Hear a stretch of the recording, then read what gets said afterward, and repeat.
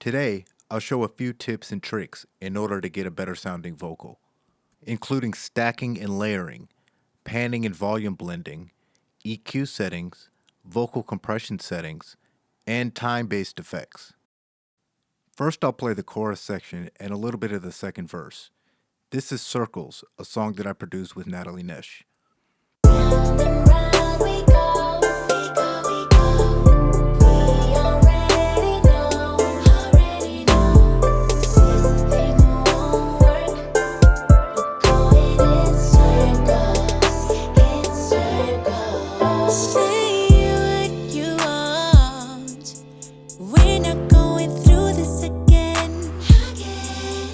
Tired of the same old game. It's driving me crazy. So let's get into it. What I'm going to do is go through a few vocal processing things that I've done in this mix, and I'll show you a few tips to get your vocals sounding crispy. So now I'm going to zoom in and isolate this chorus vocal, and I'll talk about a common technique to get a good vocal sound while recording by stacking and layering different takes. I tend to use the stacking technique on choruses, bridges, and background vocals in order to get a larger, more full sound during these sections. So here's how I approach vocal stacking.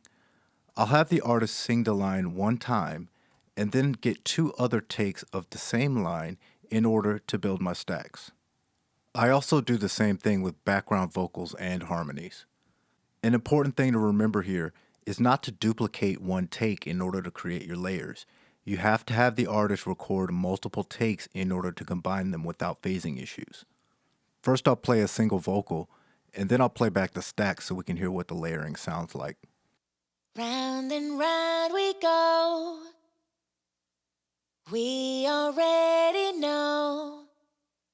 And now with the stacks. Round and round we go.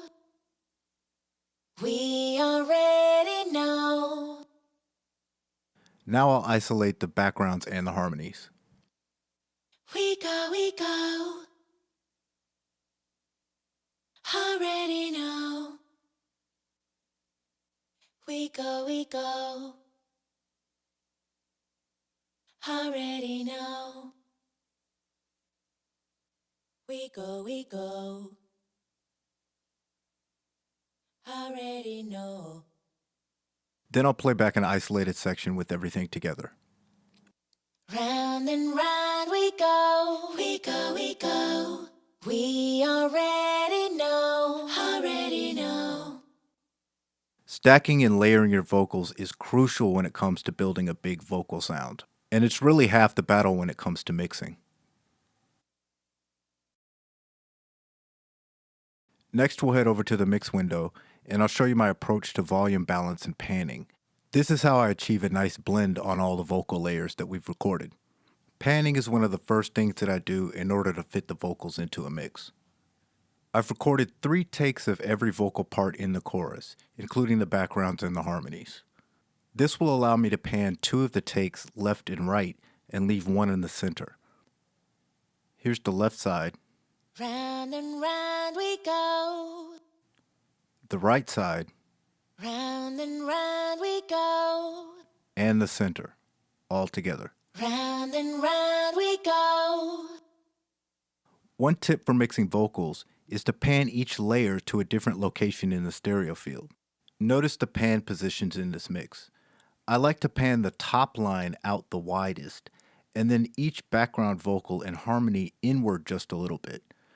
Notice here that I have the top line panned at 80, with the supporting backgrounds panned inward a bit at 70, and the harmonies panned at 60 and 50, leaving one of the takes in each layer in the center.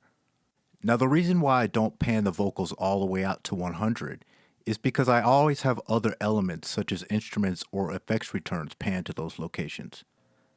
I do this to maintain a distinct difference between the position of the effects returns, instruments, and the vocals themselves. Once I have the vocal layers panned where I want them, I then focus on blending the volume of each layer so that I get a cohesive sound when they're all played together. Here I've grouped the volume faders for each layer to make things a little bit easier. Now, when I'm doing a volume blend on vocals, I tend to let the top line lead, and then I'll bring in the backgrounds and harmonies underneath. We go, we go. We go, we go. Already know. We go, we go. Already know. Now, there's really no right or wrong way to do this. It just comes down to which layers you want to be more prominent and which ones you want to sit back in the mix. So, how you balance the layers is really up to taste. Round and round we go. We go, we go. We already know. This thing won't work. We're going in circles, in circles. Once I get the vocal layers blended how I want, I'll head over to the vocal bus and I'll do some processing. So in my vocal chain, I typically use a series of EQs and compressors to get the tone that I'm looking for the vocal and also to control the dynamics. So first in my chain, I have the FabFilter Pro Q3. I use this primarily for subtractive EQing, or removing frequencies from the vocal that I really don't want to hear. In this case, I've filtered off most of the low frequencies because they're really not necessary in a female voice. I've set the cutoff frequency for the high pass filter around 130 Hz. This will remove all the low end that I really don't want to hear. Next, I've done a dip with a bell curve around 250 Hz. This will remove most of the muffling frequencies and boxiness in the voice. And in the top end, what I've done is engaged a dynamic EQ just to tame some of those sibilant frequencies that pop out every now and then. I'll play a short section with all processing off, and then I'll engage the subtractive EQ to hear the difference. Round and round we go, we go, we go. We already know. And with the subtractive EQ on, this is what it sounds like. Round and round we go, we go, we go. We already know. So that cleans things up a little bit. Next, I use the SSL channel to further shape the tone of the vocal. First of all, I've engaged the filters. This will help me filter off even more low end that I haven't gotten rid of in the first place. Then I'll boost the high shelf around 10K in order to add some air and glossiness to the vocal. Then I'll come down to the high mid frequency range and boost around 4.5K to add some clarity and presence to the voice. Then I came down to the low mid range and did another dip around 250 Hz to continue getting rid of that boxiness. I'll play a short section without the SSL and then I'll turn it on to hear the effect. Round and round we go, we go, we go. We already know. And with the SSL channel on. Round and round we go, we go, we go. We already know. With the combination of EQs, you can really get detailed with how you shape the tone. Now with a lot of vocals, especially with R&B and rap, I like to do one other thing on the master vocal bus. So I'll go up here and I'll show you the Neve 1073. So I'm using this as my final tone shaping method. So the first thing that I do is I'll overdrive the preamp just a little bit, and then I'll bring down the overall output gain just to compensate. Then I'll come down, turn on the EQ, and add a little bit of top end for sweetness, and then a little bit in the upper mid range to add to the clarity. Now remember, I have the 1073 on the master vocal bus, so this will affect all of the vocals in the session. First, I'll play the section with the Neve bypassed, and then in the middle, I'll turn it on to hear the difference. Round and round we go, we go, we go. We already know. This thing won't work. We're going in circles, in circles. Now that I've gotten the tone that I'm looking for out of the EQs, what I'll do is move to dynamics control. In this mix, I've used a series of compressors in order to control the overall dynamics of the vocals in the mix. The reason why I use multiple compressors is to share the workload between the compression stages. That way, you avoid overcompressing the sound. My first stage of compression is in the SSL channel strip. This is a VCA compressor, so it tends to act a little bit quicker than others. I have a very light ratio setting, around 2 to 1, and then I'll bring down the threshold just a tiny bit to catch those stray peaks. For the next stage, I'll usually use a multi-band compressor. These are cool because they give you more detailed control of the dynamics in the vocal. They allow you to compress different frequency bands of the signal at different rates, so you can have varying ratios and thresholds for each frequency band. Next in the chain, I've used the LA2A. This is an optical compressor which acts a little bit slower. I'm using it for further gain control and to bring up the overall output level of the signal. Now I don't need a lot of gain reduction out of this chain because I used a slight bit of compression during recording to keep the levels even. Last in the chain, I'm using RVox. This will push the vocal forward in the mix. I'll play the vocal section with no compression, and then I'll turn them on in the middle so we can hear the difference. Round and round we go, we go, we go. We already know, already know. This thing won't work. We're going in circles, in circles. For dynamics control on my master vocal bus, I've used a TubeTech CL1B. I'm really just using this in order to get a little bit more tone and warmth out of the vocals. This will affect all of the vocals in the session as a whole.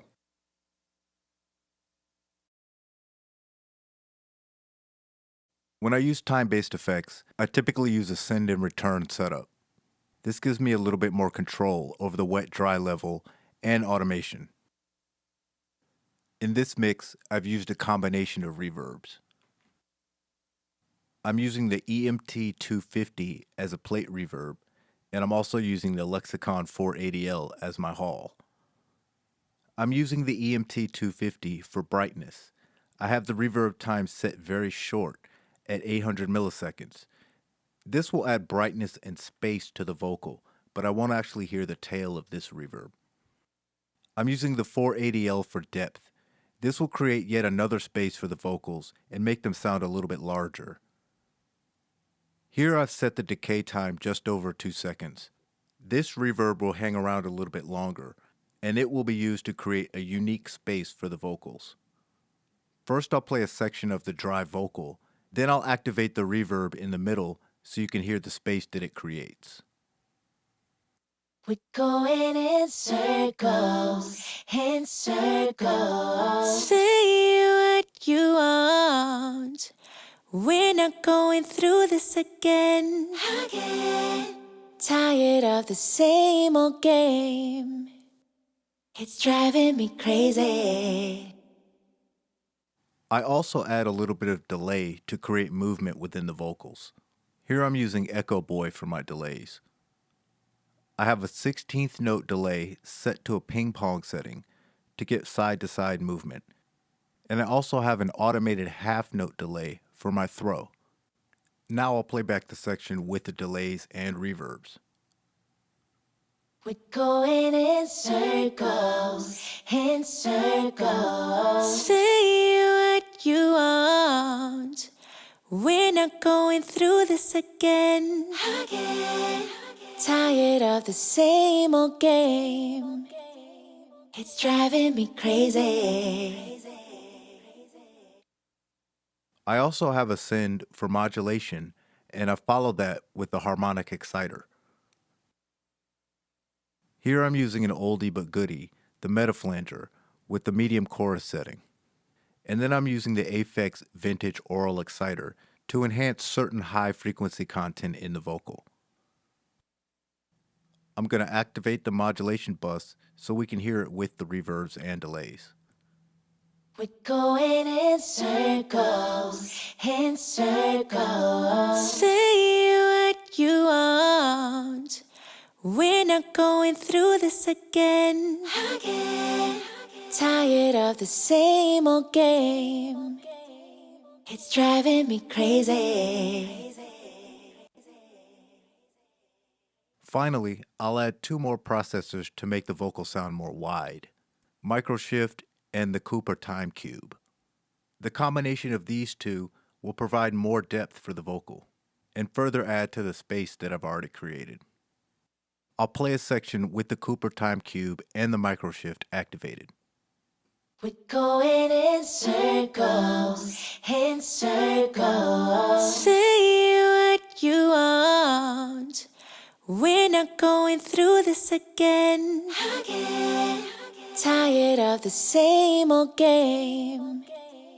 It's driving me crazy. So let's hear a section with the vocals dry, and then we'll add all of the time-based effects to hear the difference. We're going in circles, in circles. Say what you want. We're not going through this again. Tired of the same old game. It's driving me crazy. I'll put all the sends in pre-fader mode so that I can hear the effects layer by itself. Say what you want. We're not going through this again. Tired of the same old game. Driving me crazy. So that wraps up the vocal processing that I've done on this mix. If you enjoyed this video, please like and subscribe below.